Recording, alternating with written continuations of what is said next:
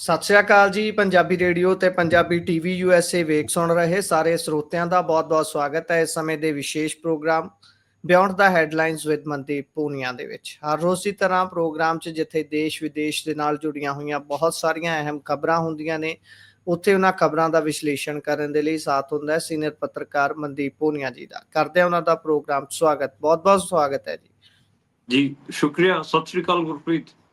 ਸਤਿ ਸ਼੍ਰੀ ਅਕਾਲ ਜੀ। ਸੋ ਸਭ ਤੋਂ ਪਹਿਲੀ ਖਬਰ ਦੇ ਵੱਲ ਜੇਕਰ ਆਪਾਂ ਵਧੀਏ ਤਾਂ ਗੱਲ ਨੇਪਾਲ ਦੇ ਵਿੱਚ ਹੋ ਰਹੇ ਜ਼ੈਨ ਜੀ ਦੇ ਪ੍ਰਦਰਸ਼ਨਾਂ ਦੀ ਕਰ ਲੈਂਦੇ ਹਾਂ, ਜਿੱਥੇ ਇਹ ਪ੍ਰਦਰਸ਼ਨ ਪੂਰੇ ਤਰੀਕੇ ਦੇ ਨਾਲ ਹਿੰਸਕ ਹੋ ਨਿਬੜੇ ਨੇ। ਬਹੁਤ ਸਾਰੀਆਂ ਕਹਿੰਦੇ ਜਾਨਾਂ ਗਈਆਂ ਵੀ ਨੇ ਤੇ ਲੈ ਵੀ ਲਈਆਂ ਗਈਆਂ ਨੇ। ਪਾਇਓ ਜ਼ਰਾ ਚਾਨਣਾ, ਹੁਣ ਕਿਸ ਦੇ ਹੱਥ ਦੇ ਵਿੱਚ ਕੰਟਰੋਲ ਜਾ ਸਕਦਾ ਹੈ? ਕੌਣ ਕਿਸ ਨੂੰ ਅੰਤਰਿਮ ਸਮੇਂ ਲਈ PM ਬਣਾਇਆ ਜਾ ਸਕਦਾ ਹੈ? ਦੇਖੋ, ਸੁਸ਼ੀਲਾ ਕਾਰਕੀ ਦਾ ਨਾਮ ਨਿਕਲ ਕੇ ਆ ਰਿਹਾਗਾ ਕਿ ਉਹਨਾਂ ਨੂੰ ਇੰਟਰਿਮ ਪ੍ਰਾਈਮ ਮਿਨਿਸਟਰ ਨੇਪਾਲ ਦਾ ਬਣਾਇਆ ਜਾ ਸਕਦਾ ਕਾ। ਜੈਨਜੀਜ਼ ਦੇ ਦਾ ਜਿਹੜਾ ਸਮਰਥਨ ਹੈ ਸੁਸ਼ੀਲਾ ਕਾਰਕੀ ਨੂੰ ਹੈਗਾ, ਤੇ ਹਜੇ ਨੇਪਾਲ ਦੇ ਵਿੱਚ ਜਿਹੜੀ ਆਰਮੀ ਹੈ ਉਹਦਾ ਕੰਟਰੋਲ ਬਣਿਆ ਹੋਇਆ ਹੈਗਾ। ਲਗਾਤਾਰ ਉੱਥੇ ਜਿਹੜੇ ਜੈਨਜੀਜ਼ ਨੇ ਉਹ ਅੰਦੋਲਨ ਕਰ ਰਹੇ ਨੇ, ਲੁੱਟ ਖੋਹ ਦੀ ਖਬਰਾਂ ਵੀ ਆ ਰਹੀਆਂ ਨੇ, ਪਰ ਉੱਥੇ ਆਰਮੀ ਅਤੇ ਪੁਲਿਸ ਕੋਸ਼ਿਸ਼ ਕਰ ਰਹੀ ਹੈ ਕਿ ਸਥਿਤੀ ਤੇ ਕਾਬੂ ਰੱਖਿਆ ਜਾ ਸਕੇ। ਲੋਕਲ ਮੀਡੀਆ ਦਾ ਦਾਵਾ ਹੈ ਕਿ ਜਿਹੜੀ ਮੁਲਕ ਦੀ ਪਹਿਲੀ ਜਿਹੜੀ ਚੀਫ ਜਸਟਿਸ ਸੀ ਨੇਪਾਲ ਦੀ, ਸੁਸ਼ੀਲਾ ਕਾਰਕੀ, ਉਹਨਾਂ ਨੂੰ ਇੰਟਰਿਮ ਪ੍ਰਾਈਮ ਮਿਨਿਸਟਰ ਵਾਸਤੇ ਜੈਨਜੀਜ਼ ਦਾ ਜਿਹੜਾ ਇੱਕ ਗਰੁੱਪ ਹੈ ਉਹ ਅੱਗੇ ਉਹਨਾਂ ਦਾ ਨਾਮ ਪੁਸ਼ ਕਰ ਰਿਹਾ ਹੈਗਾ। ਹਾਲਾਂਕਿ ਜਿਹੜਾ ਇੱਕ ਰੈਪਰ ਹੈਗਾ ਕਾਠਮੰਡੂ ਦਾ, ਜਿਹੜਾ ਮੇਅਰ ਵੀ ਬਣਿਆ ਹੋਇਆ ਹੈਗਾ, ਬਾਲੇਨ ਸ਼ਾਹ, ਉਹਦਾ ਵੀ ਨਾਮ ਅੱਗੇ ਚੱਲ ਰਿਹਾ ਹੈਗਾ। ਤੇ ਹੋਰ ਵੀ ਕਈ ਨਾਂ ਨੇ ਇਹਦੇ ਚ, ਤੇ ਕਈ ਕਿਸਮ ਦੇ ਖੁਲਾਸੇ ਵੀ ਹੋ ਰਹੇ ਨੇ। ਜਿਹੜੇ CPN ਦੇ ਅਧਿਆਕਸ਼ ਸੀਗੇ ਤੇ ਨੇਪਾਲ ਦੇ ਇੱਕ ਵੱਡੇ ਆਗੂ, ਜਿਹੜੇ ਕਿ ਨੇਪਾਲ ਦੇ ਪ੍ਰਧਾਨ ਮੰਤਰੀ ਵੀ ਰਹੇ, ਪੁਸ਼ਪ ਕਮਲ ਦਲ, ਉਹ ਜਿਹਨੂੰ ਪ੍ਰਚੰਡ ਦੇ ਨਾਂ ਤੇ ਜਾਣਿਆ ਜਾਂਦਾ ਗਾ। ਪੁਸ਼ਪ ਕਮਲ ਦਲ ਪ੍ਰਚੰਡ ਦੀ ਜਿਹੜੀ ਬੇਟੀ ਹੈ ਗੰਗਾ ਦਲ, ਉਹਦੇ ਘਰ ਤੋਂ ਉਹਦਾ ਜਲਿਆ ਹੋਇਆ ਸ਼ਵ ਬਰਾਮਦ ਕੀਤਾ ਗਿਆ, ਡੈਡ ਬੋਡੀ ਬਰਾਮਦ ਕੀਤੀ ਗਈ ਹੈ, ਲੇਕਿਨ ਹਜੇ ਪਛਾਣ ਨਹੀਂ ਹੋ ਪਾਈ ਹੈ। ਇਹ ਵੀ ਦੱਸਿਆ ਜਾ ਰਿਹਾ ਹੈਗਾ ਕਿ ਨੇਪਾਲ ਪੁਲਿਸ ਨੇ ਇਹ ਮਤਲਬ ਸਟੇਟਮੈਂਟ ਵੀ ਦਿੱਤੀ ਹੈ ਕਿ ਤਕਰੀਬਨ 11,000 ਜਿਹੜੇ ਕੈਦੀ ਸੀਗੇ ਜੇਲ੍ਹਾਂ ਦੇ ਅੰਦਰ, ਉਹ ਭੱਜ ਗਏ ਹੈਗੇ ਆ। ਪੱਛਮ ਨੇਪਾਲ ਦੇ ਵਿੱਚ ਵੀ ਕਈ ਥਾਵਾਂ ਤੇ ਕੈਦੀਆਂ ਅਤੇ ਜਿਹੜੀ ਪੁਲਿਸ ਹੈ ਉਹਦੇ ਵਿਚਕਾਰ ਝੜਪਾਂ ਹੋਈਆਂ ਨੇ। ਤੇ ਮਤਲਬ ਬਹੁਤ ਆਪਾਂ ਕਹਿ ਸਕਦੇ ਹਾਂ ਕਿ ਮਾੜਾ ਟਾਈਮ ਨੇਪਾਲ ਤੇ ਚੱਲ ਰਿਹਾ ਹੈਗਾ, ਜਾਂ ਫਿਰ ਵਧੀਆ ਵੀ ਕਹਿ ਸਕਦੇ ਹੋ ਇੱਕ ਹਿਸਾਬ ਨਾਲ, ਕਿਉਂਕਿ ਤਖਤਾ ਪਲਟ ਹੋ ਹੀ ਰਿਹਾ ਹੈਗਾ। ਕੀ ਪਤਾ ਜਿਹੜੇ ਉੱਥੋਂ ਦੇ ਨੌਜਵਾਨ ਨੇ ਉਹਨੂੰ ਰੈਵੋਲੂਸ਼ਨ ਮੰਨ ਰਹੇ ਹੋਣ, ਕਿਉਂਕਿ ਆਪਣੇ ਜਿਹੜੇ ਪੜੋਸੀ ਮੁਲਕ ਹੈ ਸ੍ਰੀਲੰਕਾ ਤੇ ਬੰਗਲਾਦੇਸ਼ ਦੇ ਵਿੱਚ ਇਸ ਕਿਸਮ ਦੇ ਰੈਵੋਲੂਸ਼ਨ ਹੋ ਚੁੱਕੇ ਨੇ। ਤੇ ਹੁਣ ਇਹ ਜਿਹੜੀ ਦੱਸਿਆ ਜਾ ਰਿਹਾ ਹੈਗਾ ਕਿ ਨੇਪਾਲ ਦੇ ਵਿੱਚ ਸਾਰਾ ਕੁਝ ਚੱਲ ਰਿਹਾ ਹੈਗਾ। ਹੁਣ ਦੋ ਆਸ਼ੰਕਾਵਾਂ ਨੇ। ਇੱਕ ਆਸ਼ੰਕਾ ਇਹ ਹੈ ਕਿ ਜਿਹੜਾ ਉੱਤਰ ਪ੍ਰਦੇਸ਼ ਦਾ ਮੁੱਖ ਮੰਤਰੀ ਹੈ ਯੋਗੀ ਆਦਿੱਤਿਆਨਾਥ, ਉਹ ਚਾਹੁੰਦਾ ਗਾ ਕਿ ਜਿਹੜਾ ਉੱਥੇ ਪਹਿਲਾਂ ਰਾਜੇ ਦਾ ਰਾਜ ਹੁੰਦਾ ਸੀ, ਰਾਜਿਆਂ ਨੂੰ ਹੀ ਉਹ ਸੌਂਪਿਆ ਜਾਵੇ ਨੇਪਾਲ। ਤੇ ਉੱਥੋਂ ਦੇ ਜਿਹੜੇ ਜੈਨਜੀਜ਼ ਨੇ ਉਹ ਚਾਹੁੰਦੇ ਨੇ ਕਿ ਉੱਥੇ ਜਿਹੜੀ ਡੈਮੋਕ੍ਰੈਟਿਕ ਪ੍ਰੋਸੈਸ ਉਹ ਚਲਦੀ ਰਹੇ। ਦੇਖਦੇ ਹਾਂ ਕਿ ਕਿਵੇਂ ਚੀਜ਼ਾਂ ਵਾਪਰਦੀਆਂ ਨੇ। ਹਾਲਾਂਕਿ ਇੰਡੀਆ ਡਾਇਰੈਕਟ ਤੌਰ ਤੇ ਕੋਈ ਇੰਟਰਸਟ ਨਹੀਂ ਸ਼ੋ ਕਰ ਰਿਹਾ, ਲੇਕਿਨ RSS ਦਾ ਨੇਪਾਲ ਦੇ ਵਿੱਚ ਠੀਕ ਠਾਕ ਆਪਾਂ ਕਹਿ ਲਈਏ ਕਿ ਉਹਨਾਂ ਦਾ ਪੂਰਾ ਜ਼ੋਰ ਲੱਗਿਆ ਹੋਇਆ ਹੈਗਾ RSS ਦਾ, ਕਿਉਂਕਿ RSS ਦੁਬਾਰੇ ਤੋਂ ਨੇਪਾਲ ਨੂੰ ਹਿੰਦੂ ਰਾਸ਼ਟਰ ਡਿਕਲੇਅਰ ਕਰਨਾ ਚਾਹੁੰਦਾ ਹੈਗਾ, ਤਾਂ ਉਹਨਾਂ ਦਾ ਜ਼ੋਰ ਪੂਰਾ ਲੱਗਿਆ ਹੋਇਆ ਹੈਗਾ। 8 ਸਤੰਬਰ ਤੋਂ ਹੀ ਲਗਾਤਾਰ ਉੱਥੇ ਸਾਰਾ ਕੁਝ ਚੱਲ ਰਿਹਾ ਹੈਗਾ। 10 ਸਤੰਬਰ ਹੋ ਚੁੱਕੀ ਹੈ। 2 ਦਿਨਾਂ ਅੰਦਰ ਬਹੁਤ ਕੁਝ ਉੱਥੇ ਬਦਲਿਆ ਹੈਗਾ। ਜੀ, ਉੱਥੇ ਹੀ ਜੇਕਰ ਆਪਾਂ ਇਸ ਤੋਂ ਬਾਅਦ ਗੱਲ ਫਰਾਂਸ ਦੀ ਕਰੀਏ ਤਾਂ ਫਰਾਂਸ ਦੀਆਂ ਸੜਕਾਂ ਤੇ ਵੀ ਲੋਕ ਉਤਰੇ ਹੋਏ ਨੇ। ਉੱਥੇ ਇਹ ਸਥਿਤੀ ਕਿਉਂ ਬਣੀ ਹੈ ਜੀ? ਦੇਖੋ, ਬਜਟ 'ਚ ਕਟੌਤੀ ਕੀਤੀ ਗਈ ਹੈ, ਉਹਦੇ ਉਲਟ ਕਿਤੇ ਨਾ ਕਿਤੇ ਫਰਾਂਸੀਸੀ ਜਿਹੜੀ ਸਰਕਾਰ ਹੈ, ਜਿਹੜੇ ਉੱਥੋਂ ਦੇ ਰਾਸ਼ਟਰਪਤੀ ਨੇ ਇਮੈਨੂਅਲ ਮੈਕਰੋਨ, ਉਹਨਾਂ ਦੇ ਇਸਤੀਫੇ ਨੂੰ ਲੈ ਕੇ 1 ਲੱਖ ਲੋਕਾਂ ਨੇ ਅੱਜ ਅੰਦੋਲਨ ਕੀਤਾ ਹੈਗਾ। ਤੇ ਉੱਥੇ ਕਈ ਥਾਵਾਂ ਤੇ ਅਸੀਂ ਜਿਵੇਂ ਦੇਖ ਰਹੇ ਸੀ, ਰੇਨ ਸ਼ਹਿਰ 'ਚ ਦੇਖ ਰਹੇ ਸੀਗੇ, ਦੱਖਣ ਪੱਛਮੀ ਜਿਹੜੇ ਖੇਤਰ ਨੇ ਉੱਥੇ ਦੇਖ ਰਹੇ ਸੀਗੇ, ਉੱਥੇ ਬਹੁਤ ਸਾਰੇ ਥਾਵਾਂ ਤੇ ਜਿਹੜੇ ਪ੍ਰਦਰਸ਼ਨਕਾਰੀ ਹੈਗੇ ਆ, ਉਹਨਾਂ ਨੇ ਪਬਲਿਕ ਜਿਹੜੀਆਂ ਚੀਜ਼ਾਂ ਹੁੰਦੀਆਂ ਨੇ ਜਿਵੇਂ ਟ੍ਰੇਨਸ ਦੀ ਲਾਈਨਸ ਜਾਂ ਬੱਸ ਵਗੈਰਾ, ਉਹਨਾਂ ਨੂੰ ਵੀ ਟਾਰਗੇਟ ਕੀਤਾ ਹੈਗਾ। ਤਕਰੀਬਨ 80,000 ਪੁਲਿਸ ਕਰਮੀ ਜਿਹੜੇ ਹੈਗੇ ਆ ਉਹ ਫਰਾਂਸ ਦੀ ਗਵਰਨਮੈਂਟ ਵੱਲੋਂ ਤੈਨਾਤ ਕੀਤੇ ਗਏ ਹਨ, ਤੇ ਤਕਰੀਬਨ 300 ਤੋਂ ਵੱਧ ਜਿਹੜੇ ਅੰਦੋਲਨਕਾਰੀ ਨੇ ਉਹਨਾਂ ਨੂੰ ਗ੍ਰਿਫਤਾਰ ਕੀਤਾ ਗਿਆ ਹੈਗਾ। ਇਸ ਅੰਦੋਲਨ ਦਾ ਨਾਂ ਦਿੱਤਾ ਗਿਆ ਹੈਗਾ ਬਲੋਕ ਐਵਰੀਥਿੰਗ। ਤੇ ਇਹਦਾ ਜਿਹੜਾ ਮੁੱਖ ਮਕਸਦ ਹੈ, ਇੱਕ ਤਾਂ ਜਿਹੜੇ ਰਾਸ਼ਟਰਪਤੀ ਮੈਕਰੋ ਹੈਗੇ ਆ ਉਹਨਾਂ ਦੀ ਨੀਤੀਆਂ ਤੋਂ ਇੱਕ ਵੱਡਾ ਜਿਹੜਾ ਖਾਸ ਕਰ ਜਿਹੜਾ ਆਮ ਲੋਕ ਨੇ ਉਹ ਖੁਸ਼ ਨਹੀਂ ਹੈਗੇ। ਉਹਨਾਂ ਦਾ ਮੰਨਣਾ ਹੈਗਾ ਕਿ ਅਮੀਰਾਂ ਨੂੰ ਇਹਨਾਂ ਦੀ ਜਿਹੜੀ ਨੀਤੀਆਂ ਨੇ ਉਹ ਫਾਇਦਾ ਪਹੁੰਚਾਉਂਦੀਆਂ ਨੇ। ਦੂਜਾ ਬਜਟ 'ਚ ਕਟੌਤੀ। ਇਹ ਦੱਸਿਆ ਜਾ ਰਿਹਾ ਹੈਗਾ ਕਿ ਜਿਹੜੀ ਸੋਸ਼ਲ ਵੈਲਫੇਅਰ ਦੀ ਸਕੀਮਸ ਵਗੈਰਾ ਸੀਗੀਆਂ ਉਹਨਾਂ 'ਚ ਕਟੌਤੀਆਂ ਕੀਤੀਆਂ ਗਈਆਂ ਹਨ। ਇਸ ਕਰਕੇ ਜਿਹੜਾ ਇਹ ਖਾਸ ਕਰ ਵਰਕਿੰਗ ਕਲਾਸ ਅਤੇ ਜਿਹੜਾ ਮਿਡਲ ਕਲਾਸ ਹੈ ਉਹ ਇਸ ਤੋਂ ਪ੍ਰਭਾਵਿਤ ਹੋ ਰਿਹਾ ਹੈਗਾ। ਤੇ ਤੀਜਾ ਦੱਸਿਆ ਜਾ ਰਿਹਾ ਕਿ 2 ਸਾਲਾਂ ਅੰਦਰ 5 ਪ੍ਰਧਾਨ ਮੰਤਰੀ ਬਦਲੇ ਜਾ ਚੁੱਕੇ ਨੇ ਤੇ ਇਸ ਕਰਕੇ ਜਿਹੜੀ ਅਨਸਟੇਬਿਲਿਟੀ ਹੈ ਉਹ ਵੀ ਇੱਕ ਹੈ। ਤੇ ਇਹ ਜਿਹੜਾ ਬਲੋਕ ਐਵਰੀਥਿੰਗ ਅੰਦੋਲਨ ਹੈ ਇਹਦੇ ਪਿੱਛੇ ਦੱਸਿਆ ਜਾ ਰਿਹਾ ਹੈਗਾ ਕਿ ਇਹ ਅੰਦੋਲਨ ਬੇਸਿਕਲੀ ਉੱਥੋਂ ਦਾ ਜਿਹੜਾ ਲੈਫਟ ਮੂਵਮੈਂਟ ਹੈ ਤੇ ਸੋਸ਼ਲਿਸਟ ਮੂਵਮੈਂਟ ਹੈ ਉਹਨੇ ਸ਼ੁਰੂ ਕੀਤਾ ਜੀ।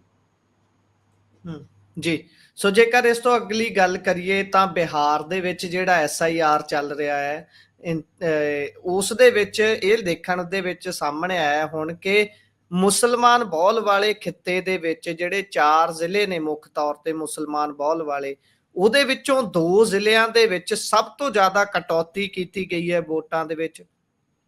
ਹਾਂਜੀ, ਬੇਸਿਕਲੀ ਜਿਹੜੇ ਸੀਮਾਂਚਲ ਦੇ ਜ਼ਿਲ੍ਹੇ ਨੇ ਜਿਵੇਂ ਕਟਿਹਾਰ, ਅਰਰੀਆ ਜਾਂ ਫਿਰ ਜੇ ਆਪਾਂ ਕਰ ਲਈਏ ਮਧੂਬਨੀ ਤੇ ਭਾਗਲਪੁਰ, ਉੱਥੇ ਮੁਸਲਮਾਨਾਂ ਦੀ ਜਿਹੜੀ ਪਾਪੂਲੇਸ਼ਨ ਉਹ ਜ਼ਿਆਦਾ ਹੈ ਤੇ ਉੱਥੋਂ ਸਭ ਤੋਂ ਵੱਧ ਜਿਹੜੀਆਂ ਵੋਟਾਂ ਨੇ ਉਹ ਕੱਟੀਆਂ ਗਈਆਂ ਨੇ ਇਸ SIR ਦੇ ਤਹਿਤ। ਇਸ ਕਰਕੇ ਮਤਲਬ ਇਹ ਵੀ ਲੋਕ ਕਹਿ ਰਹੇ ਨੇ ਕਿ ਇਹ ਜਿਹੜੇ ਵੋਟਰ ਸੀਗੇ ਇਹ ਤਾਂ ਕਿਤੇ ਨਾ ਕਿਤੇ ਤੇਜਸਵੀ ਯਾਦਵ ਦੀ ਪਾਰਟੀ ਦੇ ਵੋਟਰ ਸੀਗੇ, RJD ਦੇ ਵੋਟਰ ਸੀਗੇ ਇੰਡੀਆ ਗਠਬੰਧਨ ਦੇ। ਇਸ ਕਰਕੇ ਉੱਥੇ ਜ਼ਿਆਦਾ ਡੈਂਟ ਪਾਇਆ ਗਿਆ ਤੇ ਜਿਹੜਾ NDA BJP ਅਤੇ ਜਿਹੜੀ ਨਿਤਿਸ਼ ਕੁਮਾਰ ਦੀ ਪਾਰਟੀ ਉੱਥੇ ਉਹਨਾਂ ਦਾ ਜਿਹੜਾ ਆਪਾਂ ਕਹਿ ਲਈਏ ਕਿ ਵੋਟਾਂ ਹੈਗੀਆਂ ਉਹ ਘੱਟ ਹੈਗੀਆਂ। ਇਸ ਕਰਕੇ ਸਭ ਤੋਂ ਵੱਧ ਮੁਸਲਿਮ ਬਹੁਲ ਇਲਾਕਿਆਂ ਨੂੰ ਟਾਰਗੇਟ ਕੀਤਾ ਗਿਆ ਹੈਗਾ। ਇਹਦੇ ਬਾਰੇ ਅਲੱਗ-ਅਲੱਗ ਥਿਊਰੀਆਂ ਵੀ ਦਿੱਤੀਆਂ ਜਾ ਰਹੀਆਂ ਹਨ। ਜਿਹੜੀ ਇੱਕ ਸਭ ਤੋਂ ਪ੍ਰੋਮਿਨੈਂਟ ਥਿਊਰੀ ਤਾਂ ਇਹ ਚੱਲ ਰਹੀ ਹੈ ਕਿ NDA ਨੂੰ ਲੱਗ ਰਿਹਾ ਸੀਗਾ ਕਿ ਜੇ ਆਪਾਂ ਇੱਥੇ ਮੁਸਲਿਮ ਵੋਟਾਂ ਨੂੰ ਜ਼ਿਆਦਾ ਟਾਰਗੇਟ ਕਰਾਂਗੇ ਤਾਂ ਇੱਥੇ ਆਪਣੇ ਜਿਹੜੇ ਚੋਣ ਨੇ ਉਹ ਮੁਕਾਬਲੇ 'ਚ ਆ ਜਾਣਗੇ। ਇਸ ਕਰਕੇ ਉੱਥੇ ਸਭ ਤੋਂ ਵੱਧ ਵੋਟਾਂ SIR ਰਿਵੀਜ਼ਨ ਦੇ ਤਹਿਤ ਕੱਟੀਆਂ ਗਈਆਂ ਨੇ। ਜੀ, ਸੋ ਜੇਕਰ ਆਪਾਂ ਇਸ ਤੋਂ ਅੱਗੇ ਵਧਦੇ ਹਾਂ ਤਾਂ ਉਧਰ ਮਣੀਪੁਰ ਦੇ ਵਿੱਚ ਬੀਤੇ ਦਿਨੀ ਤੁਸੀਂ ਖਬਰ ਸਾਂਝੀ ਕੀਤੀ ਸੀ ਕਿ ਹੁਣ ਥੋੜੀ ਸ਼ਾਂਤੀ ਪਸਰੀ ਹੈ, ਪਰ ਹੁਣ ਖਬਰ ਆ ਰਹੀ ਹੈ ਕਿ ਉੱਥੇ 2 ਨੈਸ਼ਨਲ ਹਾਈਵੇ ਫਿਰ ਤੋਂ ਬਲੌਕ ਕਰ ਦਿੱਤੇ ਗਏ ਨੇ। ਹਾਂਜੀ, ਇਸ ਵਾਰ ਜਿਹੜਾ ਕਾਰਨ ਹੈ ਉਹ ਦੂਜਾ ਗਾ। ਮਣੀਪੁਰ ਦੇ ਵਿੱਚ ਜਿਹੜੀ ਯੂਨਾਈਟਿਡ ਨਾਗਾ ਕਾਉਂਸਲ ਹੈ ਉਹਨੇ ਕਿਤੇ ਨਾ ਕਿਤੇ ਟ੍ਰੇਡ ਤੇ ਬੈਨ ਲਾਉਣ ਵਾਸਤੇ ਅੰਦੋਲਨ ਸ਼ੁਰੂ ਕੀਤੇ ਹਨ। ਤੇ ਜਿਹੜੇ ਨੈਸ਼ਨਲ ਹਾਈਵੇ ਹੈਗੇ ਆ 2, ਖਾਸ ਕਰ ਜਿਹੜੇ ਏਦਾਂ ਦੇ ਇਲਾਕੇ ਜਿੱਥੇ ਨਾਗਾਜ਼ ਦੀ ਪਾਪੂਲੇਸ਼ਨ ਬਹੁਤਾਇਤ 'ਚ ਹੈਗੀ ਆ ਉੱਥੇ ਉਹਨਾਂ ਨੇ ਬਲੌਕ ਕੀਤੇ ਨੇ। ਨੈਸ਼ਨਲ ਹਾਈਵੇ 2 ਅਤੇ ਨੈਸ਼ਨਲ ਹਾਈਵੇ 37 ਉੱਥੇ ਜਿਹੜੇ ਆਪਾਂ ਕਹਿ ਲਈਏ ਕਿ ਗੱਡੀਆਂ ਦੀ ਲੰਬੀਆਂ ਕਤਾਰਾਂ ਲੱਗੀਆਂ ਹੋਈਆਂ ਨੇ। ਤੇ ਬੇਸਿਕਲੀ ਜਿਹੜਾ ਯੂਨਾਈਟਿਡ ਨਾਗਾ ਕਾਉਂਸਲ ਹੈ ਉਹ ਤਕਰੀਬਨ 1650 ਕਿਲੋਮੀਟਰ ਲੰਬੇ ਜਿਹੜਾ ਭਾਰਤ ਅਤੇ ਮਿਆਂਮਾਰ ਦਾ ਬਾਰਡਰ ਹੈ ਉਸ ਦੇ ਅੰਦਰ ਫੈਂਸਿੰਗ ਅਤੇ ਫ੍ਰੀ ਮੂਵਮੈਂਟ ਰਿਜੀਮ ਸਮਾਪਤ ਕਰਨ ਦੇ ਫੈਸਲੇ ਦੇ ਉਲਟ ਲੜਾਈ ਲੜ ਰਿਹਾ ਹੈਗਾ। ਨਾਗਾਜ਼ ਦਾ ਕਹਿਣਾ ਹੈਗਾ ਕਿ ਇਸ ਜਿਹੜਾ ਬਾਰਡਰ ਹੈ ਭਾਰਤ ਮਿਆਂਮਾਰ ਦਾ ਇਹਦੇ ਤੇ ਤਾਰਬੰਦੀ ਨਾ ਕੀਤੀ ਜਾਵੇ ਅਤੇ ਜਿਹੜਾ ਫ੍ਰੀ ਮੂਵਮੈਂਟ ਰਿਜੀਮ ਹੈ ਸਾਡਾ ਉਹਦਾ ਵੀ ਕਿਤੇ ਨਾ ਕਿਤੇ ਉਹ ਵੀ ਬਰਕਰਾਰ ਰੱਖਿਆ ਜਾਵੇ। ਤੇ 26 ਅਗਸਤ 2025 ਨੂੰ ਕਈ ਮੀਟਿੰਗਾਂ ਵੀ ਹੋਈਆਂ ਸੀ ਕੇਂਦਰ ਸਰਕਾਰ ਦੇ ਨਾਲ ਨਾਗਾਜ਼ ਦੀ, ਪਰ ਉਹ ਬਣੀ ਨਹੀਂ ਗੱਲ। ਹਾਲਾਂਕਿ ਇਹ ਮੰਨਿਆ ਜਾ ਰਿਹਾ ਹੈਗਾ ਕਿ ਜੇ ਨਾਗਾਜ਼ ਸਾਰੇ ਸੜਕਾਂ ਤੇ ਉਤਰਿਆ ਫਿਰ ਉੱਥੇ ਔਖਾ ਹੋਊਗਾ ਤੇ ਉੱਥੇ ਫੈਂਸਿੰਗ ਦਾ ਮੁੱਦਾ ਫਸਿਆ ਹੋਇਆ ਹੈਗਾ। ਦੇਖੋ ਜਦੋਂ ਇੰਡੀਆ ਆਜ਼ਾਦ ਹੋਇਆ ਤੇ ਮੁਲਕ ਬਣ ਰਹੇ ਸੀਗੇ ਜਿਵੇਂ ਪਾਕਿਸਤਾਨ ਵੀ ਬਣਿਆ, ਬੰਗਲਾਦੇਸ਼ ਵੀ ਬਣਿਆ, ਨੇਪਾਲ, ਜਿਵੇਂ ਇਹ ਫੈਂਸਿੰਗ ਨੂੰ ਲੈ ਕੇ ਬਹੁਤ ਸਾਰੀਆਂ ਚੀਜ਼ਾਂ ਰਹੀਆਂ। ਹੁਣ ਵੀ ਜਿਹੜੀ ਇੰਟਰਨੈਸ਼ਨਲ ਬਾਰਡਰਸ ਤੇ ਫੈਂਸਿੰਗ ਕੀਤੀ ਨਹੀਂ ਜਾ ਸਕਦੀ। ਇਹ ਜਿਹੜੇ ਇੰਡੀਆ ਨੇ ਵੀ ਪਾਕਿਸਤਾਨ ਵਾਲੇ ਬਾਰਡਰ ਤੇ ਫੈਂਸਿੰਗ ਕਰ ਰੱਖੀ ਉਹ ਆਪਣੇ ਇੰਡੀਆ ਦੀ ਸਰਜ਼ਮੀਨ ਤੇ ਫੈਂਸਿੰਗ ਕਰ ਰੱਖੀ। ਆਪਣੇ ਇੰਡੀਆ ਦੇ ਬਹੁਤ ਸਾਰੇ ਕਿਸਾਨਾਂ ਦੇ ਜਿਹੜੇ ਖੇਤ ਨੇ ਆਪਾਂ ਨੂੰ ਪਤਾ ਕਿ ਫੈਂਸਿੰਗ ਤੋਂ ਪਾਰ ਨੇ। ਉਹ ਜਦੋਂ ਆਪਣੇ ਖੇਤਾਂ 'ਚ ਜਾਂਦੇ ਨੇ ਫਿਰ ਉਹਨਾਂ ਨੂੰ ਪਰਮਿਸ਼ਨ ਲੈ ਕੇ ਉੱਥੇ ਜਾਣਾ ਪੈਂਦਾ ਗਾ। ਤਾਂ ਇਹ ਇੱਕ ਚੀਜ਼ ਆਪਾਂ ਕਹਿ ਸਕਦੇ ਹਾਂ ਕਿ ਇਸ ਕਰਕੇ ਉੱਥੇ ਪੂਰਾ ਮਾਮਲਾ ਹੈਗਾ ਫੈਂਸਿੰਗ ਨੂੰ ਉਹਦੇ ਉਲਟ ਚੱਲ ਰਿਹਾ ਹੈਗਾ ਕਿਉਂਕਿ ਮਿਆਂਮਾਰ ਦੇ ਵਿੱਚ ਵੀ ਬਹੁਤ ਸਾਰੇ ਨਾਗਾਜ਼ ਰਹਿੰਦੇ ਨੇ ਤੇ ਉਹ ਆਪਸ 'ਚ ਵਰਤਦੇ ਨੇ, ਟ੍ਰੇਡ ਵਗੈਰਾ ਜਾਂ ਉਹਨਾਂ ਦੇ ਸੋਸ਼ਲ ਰਿਲੇਸ਼ਨ ਸਾਰਾ ਕੁਝ ਹੈਗਾ।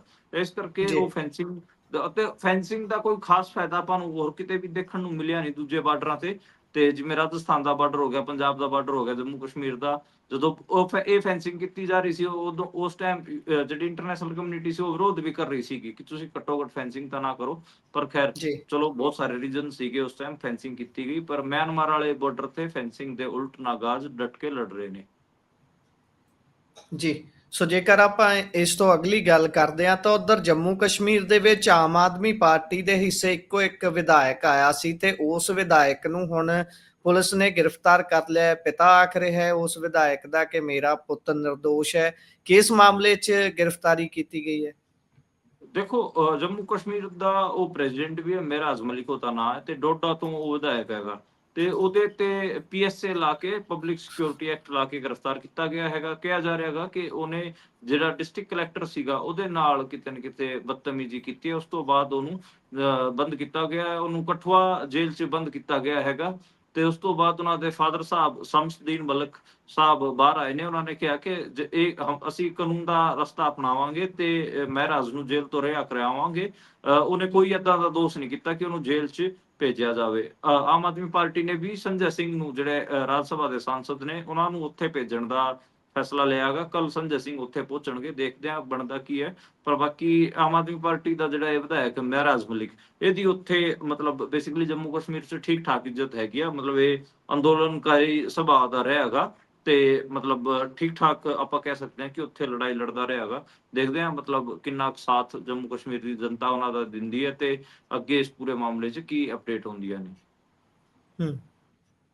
ਜੀ, ਸੋ ਜੇਕਰ ਇਸ ਤੋਂ ਅਗਲੀ ਗੱਲ ਕਰੀਏ ਤਾਂ ਉਧਰ ਹਰਿਆਣਾ ਤੇ ਪੰਜਾਬ ਦੇ ਨੌਜਵਾਨ ਯੂਕਰੇਨ ਦੇ ਵਿੱਚ ਫਸੇ ਹੋਏ, ਇਹ ਖਬਰ ਨਿਕਲ ਕੇ ਸਾਹਮਣੇ ਆਈ ਹੈ ਕਿ ਉੱਥੇ ਫਸੇ ਹੋਏ ਨੇ ਤੇ ਪਰਿਵਾਰ ਵੀ ਮੰਗ ਕਰ ਰਿਹਾ ਹੈ ਜੀ ਉਹਨਾਂ ਨੂੰ ਬਾਹਰ ਕੱਢਣ ਦੀ। ਬਿਲਕੁਲ, ਹਰਿਆਣਾ ਤੇ ਪੰਜਾਬ ਦੇ ਇਹ ਦੱਸਿਆ ਜਾ ਰਿਹਾ ਹੈਗਾ ਕਿ 13-14 ਮੁੰਡੇ ਨੇ ਜਿਹੜੇ ਕਿ ਫਸੇ ਹੋਏ ਨੇ ਤੇ ਪਿਛਲੇ ਕਾਫੀ ਦਿਨਾਂ ਤੋਂ ਉਹ ਯੁੱਧ 'ਚ ਧਕੇਲੇ ਗਏ ਨੇ। ਯੂਕਰੇਨ ਆਰਮੀ 'ਚ ਉਹਨਾਂ ਨੂੰ ਭੇਜਿਆ ਗਿਆ ਹੈਗਾ। ਉਹਦੇ 'ਚ ਫਤਿਆਬਾਦ ਜ਼ਿਲ੍ਹਾ ਜਿਹੜਾ ਹਰਿਆਣੇ ਦਾ, ਉਹਦੇ ਦੋ ਜਿਹੜੇ ਮੁੰਡੇ ਨੇ ਉਹਨਾਂ ਨੇ ਵੀਡੀਓ ਬਣਾ ਕੇ ਭੇਜੀ ਹੈ ਤੇ ਮਦਦ ਦੀ ਗੁਹਾਰ ਲਾਈ ਹੈ। ਦੱਸਿਆ ਜਾ ਰਿਹਾ ਹੈਗਾ ਕਿ ਪਹਿਲਾਂ ਵੀ 13-14 ਜਿਹੜੇ ਮੁੰਡੇ ਸੀਗੇ ਹਰਿਆਣੇ ਪੰਜਾਬ ਦੇ, ਉਹ ਉਹਨਾਂ ਨੂੰ ਵਾਰ 'ਚ ਭੇਜਿਆ ਗਿਆ ਸੀ ਯੂਕਰੇਨ ਵੱਲੋਂ ਤੇ ਉਹ ਵਾਪਸ ਪਰਤ ਕੇ ਆਏ ਨਹੀਂ। ਇਹ ਜਿਹੜੀ ਵੀਡੀਓ ਦੱਸੀ ਜਾ ਰਹੀ ਹੈ, ਇਹਦੇ 'ਚ ਵਿਜੇ ਪੂਨੀਆ ਤੇ ਅੰਕਿਤ ਜਾਂਗੜਾ, ਇਹ ਦੋਵੇਂ ਜਾਣੇ ਫਤਿਆਬਾਦ ਦੇ ਨੇ। ਤੇ ਪਰਿਵਾਰ ਦਾ ਕਹਿਣਾ ਹੈਗਾ ਕਿ ਇਹਨਾਂ ਦੇ ਬੈਚ ਦੇ ਅੰਦਰ, ਉਹਨਾਂ ਦੇ ਪਰਿਵਾਰਾਂ ਨਾਲ ਗੱਲਬਾਤ ਵੀ ਹੋਈ ਹੈ ਕਿ ਤਕਰੀਬਨ 15 ਮੁੰਡੇ ਸੀਗੇ ਤੇ ਉਹਨਾਂ 'ਚ ਜ਼ਿਆਦਾਤਰ ਪੰਜਾਬ ਤੇ ਹਰਿਆਣੇ ਦੇ ਸੀਗੇ। ਤੇ ਦੇਖਦੇ ਹਾਂ ਕਿ ਕੀ ਇਹਦੇ 'ਚ ਬਣਦਾ ਵਾ, ਕਿ ਹਰਿਆਣੇ ਦੇ CM ਤੇ ਪੰਜਾਬ ਦੇ CM ਇਹਦੇ 'ਚ ਕੁਝ ਕਰਦੇ ਨੇ ਜਾਂ ਨਹੀਂ ਕਰਦੇ। ਪਰ ਇਹ ਜਿਹੜੀ ਹੈਗੀ ਆ ਖਬਰ ਲਗਾਤਾਰ ਚੱਲ ਰਹੀ ਹੈ ਤੇ ਇਹਨਾਂ ਦੀ ਵੀਡੀਓਜ਼, ਇਹਨਾਂ ਨੇ ਜਿਹੜੇ ਮੁੰਡਿਆਂ ਨੇ ਯੂਕਰੇਨ ਦੀ ਆਰਮੀ ਦੀ ਜੀ ਡਰੈਸ, ਉਹਦੇ 'ਚ ਵੀਡੀਓ ਸ਼ੂਟ ਕਰਕੇ ਪਾਈ ਹੈ ਤੇ ਇਹ ਵੀ ਦੱਸਿਆ ਕਿ ਅਸੀਂ ਸਾਨੂੰ ਜ਼ਬਰਦਸਤੀ ਯੁੱਧ 'ਚ ਧੱਕਿਆ ਜਾ ਰਿਹਾ ਹੈਗਾ। ਅਸੀਂ 15-20 ਕਿਲੋਮੀਟਰ ਦੂਰ ਭੱਜੇ ਆਏ ਆ ਟ੍ਰੇਨਿੰਗ ਗਰਾਊਂਡ ਤੋਂ ਤੇ ਅਸੀਂ ਫਿਰ ਇਹ ਵੀਡੀਓ ਪਾ ਰਹੇ ਹਾਂ। ਜੇ ਸਾਡੀ ਕਿਤੇ ਗੱਲ ਪਹੁੰਚੇ ਤਾਂ ਇੰਡੀਆ ਵਾਲਿਆਂ ਤੋਂ ਸਾਡੀ ਉਮੀਦਾਂ ਨੇ ਕਿ ਉਹ ਸਾਨੂੰ ਰੈਸਕਿਊ ਕਰਨ। ਤੇ ਉਹ 5-6 ਮਹੀਨੇ ਪਹਿਲਾਂ ਮੋਸਕੋ ਸੀਗੇ ਤੇ ਉਸ ਤੋਂ ਬਾਅਦ ਫਿਰ ਉਹਨਾਂ ਨੂੰ ਉੱਥੇ ਧੱਕਿਆ ਗਿਆ ਸੀਗਾ। ਬੇਸਿਕਲੀ ਜੋ ਰਸ਼ੀਅਨ ਆਰਮੀ 'ਚ ਵੀ ਬਹੁਤ ਸਾਰੇ ਪੰਜਾਬ ਹਰਿਆਣੇ ਦੇ ਮੁੰਡੇ ਸੀਗੇ, ਇੰਡੀਆ ਦੇ ਮੁੰਡੇ ਸੀ, ਉਹਨਾਂ ਨੂੰ ਵੀ ਰੈਸਕਿਊ ਕੀਤਾ ਗਿਆ। ਹੁਣ ਯੂਕਰੇਨ ਜੀ ਬਈ ਆਪਾਂ ਕਹੀਏ ਕਿ ਦੇਖੋ ਬੇਰੁਜ਼ਗਾਰੀ ਇੰਨੀ ਹੈ ਕਿ ਮੁੰਡੇ ਕਰਨ ਵੀ ਕੀ ਵਿਚਾਰੇ। ਦੇਖੋ ਜੀ ਜੀ ਦੂਜੇ ਮੁਲਕਾਂ ਦੀ ਜੰਗ ਹੈ ਤੇ ਉੱਥੇ ਆਪਣੇ ਵਿਚਾਰੇ ਗਏ ਹੋਏ ਨੇ, ਉੱਥੇ ਗੋਲੀ ਖਾਣ ਵਾਸਤੇ ਉੱਥੇ ਗਏ ਹੋਏ ਨੇ ਤੇ ਜੀ ਉਹਨਾਂ ਜੀ ਨੂੰ ਵੀ ਲੱਗਦਾ ਹੈਗਾ ਕਿ ਸਾਡਾ ਇੱਥੇ ਕੀ ਹੈ, ਪੈਸਿਆਂ ਹੂੰ ਨੌਕਰੀਆਂ ਪਿੱਛੇ ਅਸੀਂ ਕਿਉਂ ਆਪਣੀ ਜਾਨ ਗਵਾਈਏ। ਤਾਂ ਖੈਰ ਦੇਖਦੇ ਹਾਂ ਕਿ ਇਹ ਜਿਹੜੇ 14-15 ਮੁੰਡੇ ਨੇ ਇਹਨਾਂ ਨੂੰ ਰੈਸਕਿਊ ਕੀਤਾ ਜਾਂਦਾ ਹੈ ਜਾਂ ਨਹੀਂ ਕੀਤਾ ਜਾਂਦਾ। ਇਹਨਾਂ ਦੀ ਜਿਹੜੀ ਰਿਕੁਐਸਟ ਇਹਨਾਂ ਦੇ ਪਰਿਵਾਰਾਂ ਨੇ ਉਹ ਦੋਵੇਂ ਸੂਬਿਆਂ ਦੇ ਮੁੱਖ ਮੰਤਰੀਆਂ ਨੂੰ ਭੇਜ ਦਿੱਤੀਆਂ ਹਨ। ਦੇਖਦੇ ਹਾਂ ਬਣਦਾ ਕੀ ਹੈ। ਜੀ ਜ਼ਰੂਰ ਇਹਨਾਂ ਨੂੰ ਰੈਸਕਿਊ ਉੱਥੋਂ ਇੱਕ ਕੀਤਾ ਜਾਣਾ ਚਾਹੀਦਾ ਹੈ। ਇਸ ਤੋਂ ਅੱਗੇ ਚੱਲੀਏ ਤਾਂ ਉਧਰ ਇੱਕ ਇੱਕ ਖਾਸ ਜੀ ਜੀ ਗੁਰਪ੍ਰੀਤ, ਜੀ ਜੀ ਮਤਲਬ ਜਿਵੇਂ ਨੇਪਾਲ ਦੇ ਜਦੋਂ ਆਪਾਂ ਚਰਚਾ ਕਰ ਰਹੇ ਸੀ ਉਦੋਂ ਵੀ ਮੈਂ ਦੇਖ ਰਿਹਾ ਸੀ, ਅੱਜ ਇੱਕ ਮੈਂ ਵੀਡੀਓ ਵੀ ਦੇਖ ਰਿਹਾ ਸੀਗਾ, ਹਰਿਆਣਾ ਜੀ ਤੇ ਪੰਜਾਬ ਦੇ ਕਈ ਜਾਣੇ ਨੇਪਾਲ ਦੇ ਵਿੱਚ ਵੀ ਫਸੇ ਹੋਏ ਨੇ। ਇੱਕ ਹਰਿਆਣੇ ਦੀ ਮੈਂ ਕੁੜੀ ਦੀ ਵੀਡੀਓ ਦੇਖ ਰਿਹਾ ਸੀ, ਉਪਾਸਨਾ ਨਾਂ ਦੱਸਿਆ ਜਾ ਰਿਹਾ ਸੀ, ਚੰਡੀਗੜ੍ਹ ਤੋਂ ਸੀ ਉਹ ਕੁੜੀ ਜੀ ਤੇ ਜੀ ਉਹ ਵੀ ਉੱਥੇ ਫਸੀ ਹੋਈ ਹੈ ਪੋਖਰਾ ਦੇ ਵਿੱਚ।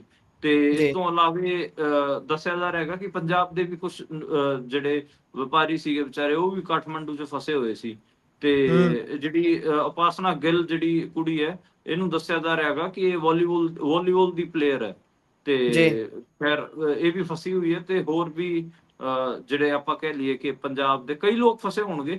ਕੁਝ ਵੀਡੀਓਜ਼ ਵੀ ਅੱਜ ਮੇਰੇ ਸਾਹਮਣੇ ਆਈਆਂ ਸੀ ਤੇ ਮੈਨੂੰ ਲੱਗਦਾ ਵਾ ਕਿ ਨੇਪਾਲ ਦੇ ਵਿੱਚ ਜਿਹੜੇ ਪੰਜਾਬ ਹਰਿਆਣੇ ਦੇ ਫਸੇ ਹੋਏ ਨੇ ਉਹਨਾਂ ਨੂੰ ਵੀ ਰੈਸਕਿਊ ਕੀਤਾ ਜਾਣਾ ਚਾਹੀਦਾ।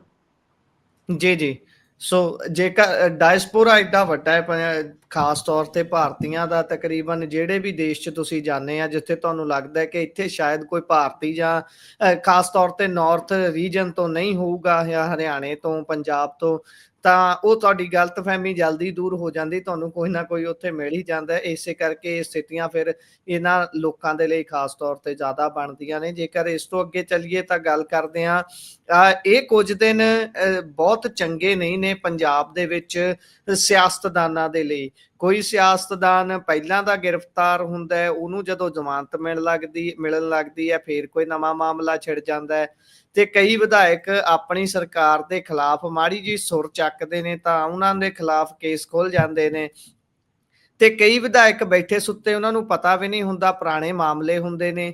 ਵੈਸੇ ਤਾਂ ਆਮ ਆਦਮੀ ਪਾਰਟੀ ਖੁਦ ਨੂੰ ਸ਼ੁੱਧ, ਸਾਫ਼ ਸੁਥਰੀ ਤੇ ਕਹਿ ਲਈਏ ਭ੍ਰਿਸ਼ਟਾਚਾਰ ਰਹਿਤ ਦੱਸਦੀ ਹੈ, ਪਰ ਹੁਣ ਜਿਸ ਤਰੀਕੇ ਦੇ ਨਾਲ ਭਰਤਾਂ ਖੁੱਲ ਰਹੀਆਂ ਨੇ, ਹਾਲੇ 1.5 ਸਾਲ ਪਿਆ ਹੈ, ਪਤਾ ਲੱਗ ਰਿਹਾ ਹੈ ਕਿ ਬਹੁਤ ਸਾਰੇ ਇਹਨਾਂ ਦੇ ਵਿੱਚ ਵੀ ਦਾਗੀ ਤੁਰੇ ਫਿਰਦੇ ਨੇ, ਵਿਧਾਇਕ ਵੀ ਬਣੇ ਬੈਠੇ ਨੇ। ਹੁਣ ਆਮ ਆਦਮੀ ਪਾਰਟੀ ਦੇ ਪੰਜਾਬ ਦੇ ਇੱਕ ਵਿਧਾਇਕ ਨੂੰ ਪੁਲਿਸ ਨੇ ਗ੍ਰਿਫਤਾਰ ਕਰ ਲਿਆ। ਕਹਿੰਦੇ ਜਿਸ ਸਮੇਂ ਵਿਅਕਤੀ ਟੈਕਸੀ ਡਰਾਈਵਰ ਸੀ, ਉਸ ਸਮੇਂ ਇਸਨੇ ਇੱਕ ਲੜਕੀ ਦੇ ਨਾਲ ਕੁੱਟਮਾਰ ਕੀਤੀ ਸੀ, ਉਸ ਦੇ ਨਾਲ ਛੇੜਛਾੜ ਕੀਤੀ ਸੀ, ਤੇ ਕੋਰਟ ਨੇ ਇਸ ਨੂੰ ਦੋਸ਼ੀ ਵੀ ਕਰਾਰ ਦਿੱਤਾ ਸੀ। ਹਾਂਜੀ, ਪੰਜਾਬ ਦੇ ਵਿੱਚ ਖਡੂਰ ਸਾਹਿਬ ਤੋਂ ਆਮ ਆਦਮੀ ਪਾਰਟੀ ਦੇ ਵਿਧਾਇਕ ਆਮ ਆਦਮੀ ਪਾਰਟੀ ਦੇ ਵਿਧਾਇਕ ਮਨਜਿੰਦਰ ਸਿੰਘ ਲਾਲਪੁਰਾ, ਉਹਨਾਂ ਨੂੰ 12 ਲੋਕਾਂ ਨਾਲ ਕੁੱਟਮਾਰ ਅਤੇ ਛੇੜਖਾਨੀ ਦੇ ਮਾਮਲੇ 'ਚ ਦੋਸ਼ੀ ਕਰਾਰ ਦਿੱਤਾ ਗਿਆ ਹੈਗਾ। ਤਰਨਤਾਰਨ ਦੀ ਡਿਸਟ੍ਰਿਕਟ ਜਿਹੜੀ ਕੋਰਟ ਹੈ, ਉਹਨੇ ਇਸ ਮਾਮਲੇ ਦੇ ਵਿੱਚ ਸੁਣਵਾਈ ਕਰਦਿਆਂ ਉਹਨਾਂ ਨੂੰ ਸਜ਼ਾ ਸੁਣਾਈ ਹੈ, ਤੇ ਪੁਲਿਸ ਨੇ ਵਿਧਾਇਕ ਸਮੇਤ ਸਣੇ 7 ਲੋਕਾਂ ਨੂੰ ਗ੍ਰਿਫਤਾਰ ਕਰ ਲਿਆ ਗਾ। ਮਾਮਲਾ ਜਿਹੜਾ ਹੈਗਾ ਸਾਲ 2013 ਦਾ ਹੈ। ਉਸ ਟਾਈਮ ਜਿਹੜੇ ਵਿਧਾਇਕ ਸਨ ਲਾਲਪੁਰਾ ਜੀ, ਉਹ ਟੈਕਸੀ ਡਰਾਈਵਰ ਹੁੰਦੇ ਸੀ। ਉਹਨਾਂ ਤੇ ਇੱਕ ਸ਼ਾਦੀ 'ਚ ਗਈ ਹੋਈ ਮਹਿਲਾ ਨਾਲ ਕੁੱਟਮਾਰ ਕਰਨ ਦੇ ਆਰੋਪ ਲੱਗੇ ਸੀਗੇ। ਮਹਿਲਾ ਨੇ ਟੈਕਸੀ ਡਰਾਈਵਰਾਂ ਤੇ ਛੇੜਖਾਨੀ ਦਾ ਆਰੋਪ ਵੀ ਲਾਇਆ ਸੀਗਾ। ਵਿਧਾਇਕ ਲਾਲਪੁਰਾ ਦੇ ਐਡਵੋਕੇਟ ਨੇ ਦੱਸਿਆ ਕਿ ਦਲਿਤ ਮਹਿਲਾ ਨਾਲ ਕੁੱਟਮਾਰ ਕਰਨ ਦਾ ਕੇਸ ਹੈ, ਹਜੇ ਫੈਸਲਾ ਆਉਣਾਗਾ, ਆਊਗਾ, ਅਸੀਂ ਇਸ ਨੂੰ ਹਾਈ ਕੋਰਟ 'ਚ ਚੁਣੌਤੀ ਦੇਵਾਂਗੇ। ਇਹਦੇ 'ਚ ਦੇਖੋ, ਬੇਸਿਕਲੀ ਇਹ ਮਾਮਲਾ ਪੁਰਾਣਾ ਗਾ, ਪਰ ਉਹਦੀ ਜਿਹੜੀ ਵੀਡੀਓਜ਼ ਹੈਗੇ ਉਹ ਹਜੇ ਵੀ ਅੱਜ ਵੀ ਮੌਜੂਦ ਨੇ, ਤੇ ਉਹਦੇ 'ਚ ਦਿਖ ਰਿਹਾ ਗਾ ਕਿ ਇੱਕ ਦਲਿਤ ਮਹਿਲਾ ਨਾਲ ਜਿਹੜੇ ਮਨਜਿੰਦਰ ਸਿੰਘ ਲਾਲਪੁਰਾ ਹੈਗੇ ਆ, ਉਹ ਕੁੱਟਮਾਰ ਕਰ ਰਹੇ ਨੇ। ਖੈਰ ਹੁਣ ਇਹ 2022 ਚ ਵਿਧਾਇਕ ਬਣ ਗਏ ਸੀਗੇ। ਇਹਨਾਂ 'ਚ ਜਿਹੜੇ ਟੋਟਲ ਜਿਹੜੇ ਆਰੋਪੀ ਸੀਗੇ, ਉਹਨਾਂ 'ਚ ਇੱਕ ਜਾਣੇ ਦੀ ਪਹਿਲਾਂ ਹੀ ਡੈਥ ਹੋ ਚੁੱਕੀ ਹੈ। ਇਹਦੇ 'ਚ SC ST ਐਕਟ ਦੀ ਧਾਰਾ ਵੀ ਲਾਈਆਂ ਗਈਆਂ ਨੇ, ਤੇ ਛੇੜਖਾਨੀ ਦੇ ਆਰੋਪ ਵੀ ਲੱਗੇ ਨੇ। ਤੇ ਦੇਖਦੇ ਹਾਂ ਕੀ ਬਣਦਾ ਕੀ ਹੈ। 2 ਸਾਲ ਪਹਿਲਾਂ ਵੀ ਵਿਵਾਦ ਹੋਇਆ ਸੀ, ਜਦੋਂ ਗੁਰਮੀਤ ਸਿੰਘ ਚੌਹਾਨ SSP ਹੁੰਦੇ ਸੀ। ਉਹਨਾਂ ਨੇ ਵੀ ਕਿਹਾ ਸੀਗਾ ਕਿ ਜਿਹੜੇ ਇਹਨਾਂ ਨੂੰ ਫੜਿਆ ਜਾਵੇ, ਕਿਉਂਕਿ SSP ਨਾਲ ਮਨਜਿੰਦਰ ਸਿੰਘ ਲਾਲਪੁਰਾ ਦੀ ਟਕਰਾਟ ਹੋ ਗਈ ਸੀ। ਹੁਣ ਦੇਖਦੇ ਹਾਂ ਕਿ ਬਣਦਾ ਕੀ ਹੈ। ਦਸੰਬਰ 2013 ਚ ਇਹਨਾਂ ਨੇ ਹੀ ਆਮ ਆਦਮੀ ਪਾਰਟੀ ਜੁਆਇਨ ਕਰ ਲਈ ਸੀ। ਆਮ ਆਦਮੀ ਪਾਰਟੀ ਦੇ 6 ਸਾਲ ਤੱਕ ਉਹ ਜੁਲਾਈ ਇਕਾਈ ਦੇ ਪ੍ਰੈਜ਼ੀਡੈਂਟ ਵੀ ਰਹੇ। 2 ਸਾਲ ਤੋਂ ਵੱਧ ਜਿਹੜੇ ਆਪਾਂ ਕਹਿ ਲਈਏ ਕਿ ਯੂਥ ਵਿੰਗ ਸੀ, ਉਹਦੇ ਵੀ ਅਧਿਕਸ਼ ਰਹੇ। 2022 ਚ ਉਹਨਾਂ ਨੂੰ ਟਿਕਟ ਦਿੱਤੀ ਗਈ, ਤੇ ਪਹਿਲੀ ਵਾਰ ਉਹ MLA ਬਣ ਕੇ ਉੱਥੋਂ ਨਿਕਲ ਕੇ ਆਏ ਨੇ, ਤੇ ਹੁਣ ਉਹ ਘਿਰਦੇ ਨਜ਼ਰ ਆ ਰਹੇ ਨੇ। ਦੇਖਦੇ ਹਾਂ ਇਹਦੇ ਚ ਬਣਦਾ ਕਿ ਸ਼ਾਇਦ ਉਹਨਾਂ ਨੂੰ ਸਜ਼ਾ ਵੀ ਹੋ ਸਕਦੀ ਹੈ। ਜੀ, ਜੇਕਰ ਇਸ ਤੋਂ ਅੱਗੇ ਚੱਲਦੇ ਹਾਂ ਤਾਂ ਅੰਤ ਦੇ ਵਿੱਚ ਗੱਲ ਹੜ੍ਹਾਂ ਦੀ ਕਰ ਲੈਂਦੇ ਹਾਂ। ਹੜ੍ਹਾਂ ਦੀ ਮਾਰ ਨੇ ਜਿਸ ਤਰੀਕੇ ਨਾਲ ਪੰਜਾਬ ਨੂੰ ਝੰਬਿਆ ਹੈ, ਉਹ ਆਪਾਂ ਪਹਿਲਾ ਫੇਜ਼ ਤਾਂ ਉਸ ਦਾ ਦੇਖ ਚੁੱਕੇ ਹਾਂ, ਤੇ ਅੱਜ ਦੂਸਰਾ ਫੇਜ਼ ਉਸੇ ਹੜ੍ਹ ਦਾ ਨਜ਼ਰ ਆਉਣਾ ਸ਼ੁਰੂ ਹੋ ਗਿਆ। ਬਹੁਤ ਸਾਰੀਆਂ ਥਾਵਾਂ ਇਹੋ ਜਿਹੀਆਂ ਨੇ ਜਿੱਥੋਂ ਹੁਣ ਪਾਣੀ ਕਈ ਕਈ ਦਿਨ ਖੜੇ ਰਹਿਣ ਤੋਂ ਬਾਅਦ ਉਤਰਨਾ ਸ਼ੁਰੂ ਹੋਇਆ, ਤੇ ਹੇਠਾਂ ਜਿਹੜੀ ਜ਼ਮੀਨ ਸੀ, ਉਸ ਜ਼ਮੀਨ ਤੇ ਜਿਹੜੀ ਫਸਲ ਸੀ, ਉਹ ਨਜ਼ਰ ਆਉਣੀ ਸ਼ੁਰੂ ਹੋਈ ਹੈ। ਕੁਝ ਜਗ੍ਹਾ ਦੀਆਂ ਵੀਡੀਓਜ਼ ਅਸੀਂ ਦੇਖੀਆਂ ਨੇ, ਫਿਰੋਜ਼ਪੁਰ ਹਲਕੇ ਦੀ ਜੇਕਰ ਜ਼ਿਲ੍ਹੇ ਦੀ ਗੱਲ ਕਰੀਏ, ਉੱਥੇ ਦੀਆਂ ਕੁਝ ਵੀਡੀਓਜ਼ ਆਈਆਂ ਨੇ ਜਿੱਥੇ ਪਾਣੀ ਬਿਲਕੁਲ ਕਾਲਾ ਫਿਰ ਚੁੱਕਿਆ ਹੈ, ਜਿੱਦਾਂ ਹੇਠਾਂ ਬੈਠਦਾ ਜਾ ਰਿਹਾ ਹੈ। ਤੇ ਉਸ ਦੇ ਵਿੱਚੋਂ ਜਦੋਂ ਫਸਲ ਨਜ਼ਰ ਆਉਣੀ ਸ਼ੁਰੂ ਹੋਈ ਹੈ, ਤਾਂ ਉਸ ਫਸਲ ਦੇ ਵੱਲ ਜਦੋਂ ਦੇਖਦੇ ਹਾਂ ਤਾਂ ਉਹ ਬਿਲਕੁਲ ਕਾਲੀ ਨਜ਼ਰ ਆ ਰਹੀ ਹੈ। ਪਾਇਓ ਚਾਨਣਾ, ਇੰਨੇ ਦਿਨਾਂ ਦੇ ਬਾਅਦ ਆਖਿਰਕਾਰ ਅਸੀਂ ਦੂਸਰੇ ਫੇਜ਼ ਦੇ ਵਿੱਚ ਕੁਝ ਜਗ੍ਹਾ ਤੇ ਪਹੁੰਚ ਚੁੱਕੇ ਹਾਂ। ਇਸ ਮਾਰ ਦੇ, ਇਸ ਹੜ੍ਹ ਦੇ ਹੁਣ ਅਸਲੀ ਕੰਮ ਸ਼ੁਰੂ ਹੋਣਾ ਹੈ। ਹੁਣ ਸਾਨੂੰ ਅੰਦਾਜ਼ਾ ਲੱਗੂਗਾ ਕਿ ਕਿੰਨਾ ਨੁਕਸਾਨ ਕਿਹੜੀ ਜਗ੍ਹਾ ਤੇ ਹੋਇਆ ਹੈ, ਤੇ ਕੀ ਆਪਾਂ ਉਸ ਦੀ ਭਰਪਾਈ ਕਰ ਸਕਦੇ ਹਾਂ। ਪੈਲੀਆਂ ਲੱਭਣਗੀਆਂ, ਨਹੀਂ ਲੱਭਣਗੀਆਂ, ਕਰਿਓ ਜੀ ਗੱਲਬਾਤ। ਹਾਂਜੀ, ਪੰਜਾਬ ਦੇ ਜਿਹੜੇ 23 ਜ਼ਿਲ੍ਹੇ ਸੀਗੇ, ਉਹ ਸਾਰੇ ਹੜ੍ਹਾਂ ਦੇ ਚਪੇਟ ਸੀਗੇ। ਉਹਨਾਂ 'ਚ 2000 ਪਿੰਡਾਂ ਤੇ ਹੜ੍ਹਾਂ ਦਾ ਪਾਣੀ ਭਰਿਆ ਸੀਗਾ, ਤੇ ਕੇਂਦਰ ਸਰਕਾਰ ਨੇ ਤਾਂ ਕੱਲ ਸਿਰਫ 1600 ਕਰੋੜ ਰੁਪਏ ਐਲਾਨ ਕੀਤਾ ਗਿਆ ਹੈਗਾ, ਜਿਹੜਾ ਖਾਸਾ ਘੱਟ ਹੈਗਾ। ਪਹਿਲਾਂ ਮੈਂ ਮਤਲਬ ਪੰਜਾਬ ਬਾਰੇ ਵੀ ਆਪਾਂ ਥੋੜਾ ਖੁੱਲ ਕੇ ਗੱਲ ਕਰਾਂਗੇ। ਉਸ ਤੋਂ ਪਹਿਲਾਂ ਜਿਵੇਂ ਜੰਮੂ ਕਸ਼ਮੀਰ ਦੀ ਵੀ ਗੱਲ ਕਰ ਲਈਏ, ਹਿਮਾਚਲ ਦੀ ਵੀ ਗੱਲ ਕਰ ਲਈਏ, ਉੱਥੇ ਵੀ ਜੰਮੂ ਕਸ਼ਮੀਰ ਅਤੇ ਹਿਮਾਚਲ ਦੇ ਵਿੱਚ ਵੀ ਜਿਹੜੇ ਚੀਜ਼ਾਂ ਹੈਗੀਆਂ ਉਹ ਥੋੜੇ ਨੋਰਮਲ ਹੋ ਰਹੀਆਂ ਨੇ। ਜਿਵੇਂ ਜੰਮੂ ਕਸ਼ਮੀਰ ਦਾ ਜਿਹੜਾ ਨੈਸ਼ਨਲ ਹਾਈਵੇ ਸੀ ਉਹ 16 ਦਿਨਾਂ ਬਾਅਦ ਖੋਲਿਆ ਗਿਆ ਹੈਗਾ। ਜਿਹੜੇ ਉਦੈਪੁਰ ਅਤੇ ਰਾਮਬਨ ਜ਼ਿਲ੍ਹੇ ਨੇ ਉੱਥੇ ਸਭ ਤੋਂ ਵੱਧ ਨੁਕਸਾਨ ਦੱਸਿਆ ਜਾ ਰਿਹਾ ਹੈਗਾ। ਹਰਿਆਣੇ ਦੇ ਵਿੱਚ ਵੀ ਜਿਵੇਂ 46% ਜਿਹੜੀ ਰੇਨ ਹੈ, ਜਿਹੜਾ 46% ਜਿਹੜਾ ਮੀਂਹ ਹੈ ਵੱਧ ਪਿਆ ਹੈਗਾ, ਤੇ ਉਹ ਕਿਤੇ ਨਾ ਕਿਤੇ ਉਹਦੇ ਬਾਰੇ ਵੀ ਗੱਲ ਹੋ ਰਹੀ ਹੈ। ਉਸ ਕਰਕੇ ਉੱਥੇ ਵੀ ਬਹੁਤ ਜ਼ਿਆਦਾ ਨੁਕਸਾਨ ਹੈਗਾ, ਤੇ ਹਿਮਾਚਲ ਪ੍ਰਦੇਸ਼ 'ਚ ਵੀ ਆਪਾਂ ਨੂੰ ਪਤਾ ਕਿ ਬਹੁਤ ਜ਼ਿਆਦਾ ਨੁਕਸਾਨ ਹੈ। ਪੰਜਾਬ ਦੇ ਸੀਐਮ ਸਾਹਿਬ ਜਿਹੜੇ ਕਿ ਹਸਪਤਾਲ 'ਚ ਭਰਤੀ ਨੇ, ਠੀਕ ਹੈ। ਹੁਣ ਤਾਂ ਮੈਨੂੰ ਲੱਗਦਾ ਕਿ ਉਹਨਾਂ ਨੂੰ ਨਿਕਲ ਕੇ ਆ ਜਾਣਾ ਚਾਹੀਦਾ, ਕਿਉਂਕਿ ਹੁਣ ਤਾਂ ਪਾਣੀ ਵੀ ਉਤਰ ਰਿਹਾ ਹੈਗਾ। ਉਹ ਘੱਟੋ ਘੱਟ ਦੇਖ ਲੈਣ ਕਿ ਕਿਸਾਨਾਂ ਦੀ ਫਸਲਾਂ ਦਾ ਕਿੰਨਾ ਨੁਕਸਾਨ ਹੋਇਆ ਹੈਗਾ। ਤੇ ਇਹ ਮਾਮਲਾ ਗਾ ਜੀ। ਬਾਕੀ ਪੰਜਾਬ ਦੇ ਵਿੱਚ ਵੀ ਜਿਹੜੇ ਨੈਸ਼ਨਲ ਹਾਈਵੇ ਟੁੱਟੇ ਨੇ, ਉਹਨਾਂ ਦੇ ਵਿੱਚ ਵੀ ਤੁਰੰਤ ਸੁਧਾਰ ਦੀ ਗੱਲ ਆ ਰਹੀ ਹੈ। ਇਹ ਵੀ ਗੱਲ ਆ ਰਹੀ ਹੈ ਕਿ ਇੱਕ ਰੈਸਕਿਊ ਸੈਂਟਰ ਦੇ ਵਿੱਚ ਇੱਕ ਮਾਤਾ ਨੇ ਬੱਚੇ ਦਾ ਜਨਮ ਦਿੱਤਾ, ਇੱਕ ਗਰਭਵਤੀ ਮਹਿਲਾ ਸੀ, ਉਹਨੇ ਬੱਚੇ ਨੂੰ ਜਨਮ ਦਿੱਤਾ ਹੈਗਾ। ਤੇ ਇਹ ਵੀ ਦੇਖੋ, ਉਸ ਬੱਚੇ ਦਾ ਵਿਚਾਰੇ ਦਾ ਜਿਹੜਾ ਸ਼ੁਰੂਆਤ ਹੈ ਉਹੀ ਇੱਕ ਰੈਸਕਿਊ ਸੈਂਟਰ 'ਚ ਹੋ ਰਹੀ ਹੈ, ਉਹਦੇ ਆਪਣੇ ਘਰ ਨਹੀਂ ਹੋ ਰਹੀ। ਉਹ ਸ਼ਾਇਦ ਜਦੋਂ ਵੱਡਾ ਹੋਊਗਾ ਉਹਨੂੰ ਬਾਅਦ 'ਚ ਪਤਾ ਲੱਗੂਗਾ ਕਿ ਮੈਂ ਹੜ੍ਹਾਂ ਦੇ ਵਿੱਚ ਪੈਦਾ ਹੋਇਆ ਸੀ ਤੇ ਇੱਕ ਰੈਸਕਿਊ ਸੈਂਟਰ 'ਚ ਪੈਦਾ ਹੋਇਆ ਸੀਗਾ। ਬਾਕੀ ਜਿਹੜੇ ਖਤਰੇ ਦੇ ਨਿਸ਼ਾਨ ਤੋਂ ਜਿਹੜੇ ਡੈਮਾਂ ਦਾ ਜਿਹੜਾ ਵਾਟਰ ਲੈਵਲ ਹੈ ਉਹ ਥੱਲੇ ਚਲਾ ਗਿਆ ਹੈਗਾ, ਸਾਰੇ ਬੰਨਾਂ ਦਾ। ਬਾਕੀ ਇਹਦੇ 'ਚ ਮੈਨੂੰ ਲੱਗਦਾ ਹੈਗਾ ਪਸ਼ੂਆਂ ਦਾ, ਖੇਤੀ ਦਾ, ਤੇ ਜਿਹੜੇ ਆਪਣੇ ਘਰ ਹੈਗੇ ਆ ਉਹਨਾਂ ਦਾ ਨੁਕਸਾਨ ਬਹੁਤ ਜ਼ਿਆਦਾ ਰਹੂਗਾ। ਸਹੀ ਕਹਿ ਰਹੇ ਹੋ, ਅੱਜ ਮੈਂ ਵੀ ਦੇਖ ਰਿਹਾ ਸੀ ਬਹੁਤ ਸਾਰੀ ਵੀਡੀਓਜ਼, ਉਹਦੇ 'ਚ ਜਿਹੜੀ ਫਸਲਾਂ ਸੀਗੀਆਂ ਉਹ ਕਾਲੀਆਂ ਨਜ਼ਰ ਆ ਰਹੀਆਂ ਸੀਗੀਆਂ।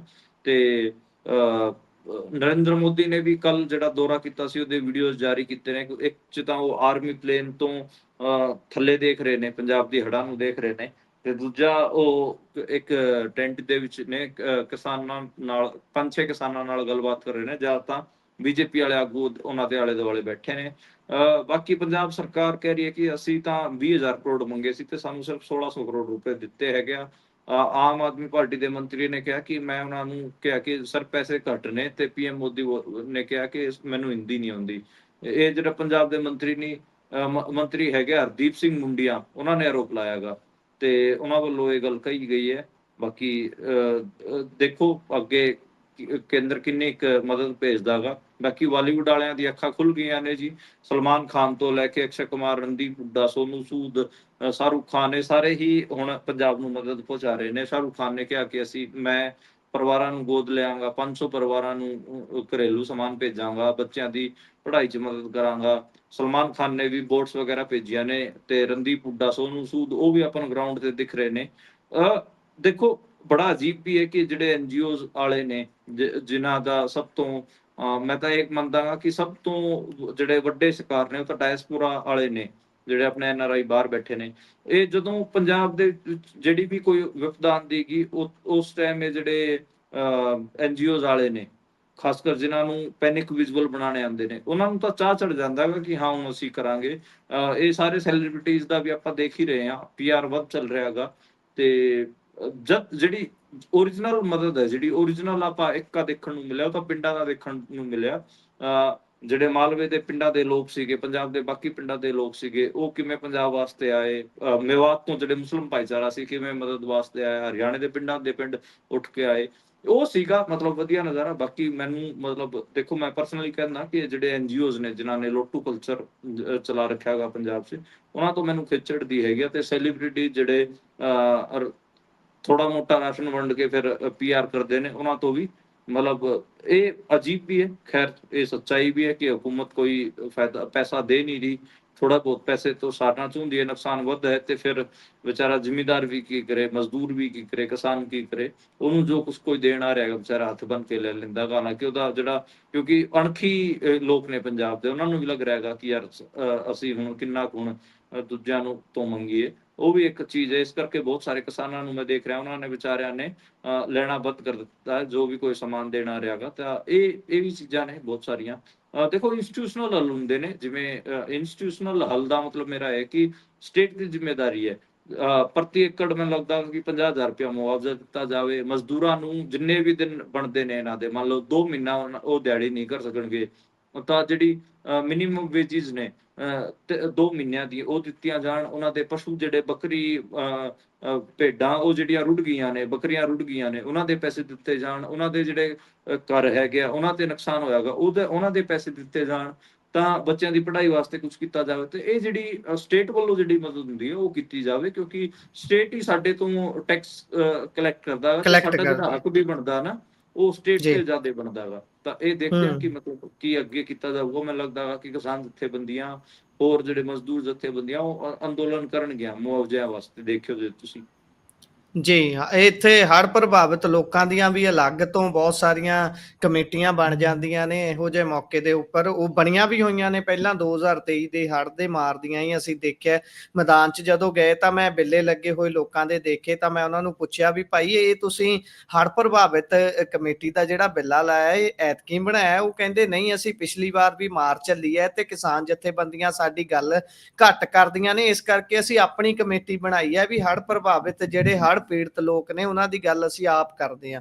ਸੋ ਇਹ ਧਰਾਤਲ ਤੇ ਸਥਿਤੀ ਹੈ। ਹੁਣ ਦੇਖਦੇ ਹਾਂ ਹਕੂਮਤ ਜਿਹੜਾ ਰਾਜਾ ਹੁੰਦਾ ਹੈ ਉਹ ਪ੍ਰਜਾ ਦਾ ਕਿੰਨਾ ਕੁ ਖਿਆਲ ਕਰਦਾ ਹੈ, ਕਿੰਨਾ ਕੁ ਧਿਆਨ ਰੱਖਦਾ ਹੈ ਤੇ ਕੀ ਕੁਝ ਉਹਨਾਂ ਨੂੰ ਮਿਲਦਾ ਹੈ। ਜੋ ਐਲਾਨ ਕੀਤੇ ਗਏ ਨੇ ਉਸ ਦੇ ਵਿੱਚ ਮਜ਼ਦੂਰਾਂ ਦਾ ਜ਼ਿਕਰ ਤਾਂ ਹੋ ਗਿਆ ਅੱਧ ਪਚੱਦਾ, ਪਰ ਮਾਫ ਕਰਨਾ, ਕਿਸਾਨਾਂ ਦਾ ਜ਼ਿਕਰ ਤਾਂ ਅੱਧ ਪਚੱਦਾ ਹੋ ਗਿਆ, ਪਰ ਮਜ਼ਦੂਰਾਂ ਦਾ ਕਿਤੇ ਵੀ ਜ਼ਿਕਰ ਨਹੀਂ ਆਇਆ। ਉਹ ਵੀ ਇੱਕ ਤਰਾਸਦੀ ਹੈ ਇਸ ਸਮਾਜ ਦੀ। ਦੇਖਦੇ ਹਾਂ ਕਿ ਹੁਣ ਉਹਨਾਂ ਨੂੰ ਸੰਘਰਸ਼ ਕਰਨਾ ਪੈਂਦਾ ਜਾਂ ਉਹਨਾਂ ਦੀ ਗੱਲ ਵੀ ਸੁਣੀ ਜਾਂਦੀ ਹੈ, ਕਿਉਂਕਿ ਕੁਝ ਮੀਡੀਆ ਹਾਊਸਸ ਨੇ ਤਾਂ ਉਸ ਤੇ ਉਂਗਲ ਧਰੀ ਹੈ ਵੀ ਭਾਈ ਤੁਸੀਂ ਉਹਨਾਂ ਨੂੰ ਕਿਉਂ ਅਣਗੌਲਿਆਂ ਕੀਤਾ। ਬਾਕੀ ਦੇਖਦੇ ਹਾਂ ਕੀ ਸਥਿਤੀ ਬਣਦੀ ਹੈ। ਇਸੇ ਦੇ ਨਾਲ ਪ੍ਰੋਗਰਾਮ ਦਾ ਸਮਾਂ ਸਮਾਪਤ ਹੁੰਦਾ ਹੈ। ਤੁਸੀਂ ਜੁੜੇ ਜਾਣਕਾਰੀਆਂ ਸਾਂਝੀਆਂ ਕੀਤੀਆਂ, ਬਹੁਤ ਬਹੁਤ ਧੰਨਵਾਦ ਜੀ। ਸਤਿ ਸ਼੍ਰੀ ਅਕਾਲ। ਸਤਿ ਸ੍ਰੀ ਅਕਾਲ ਜੀ।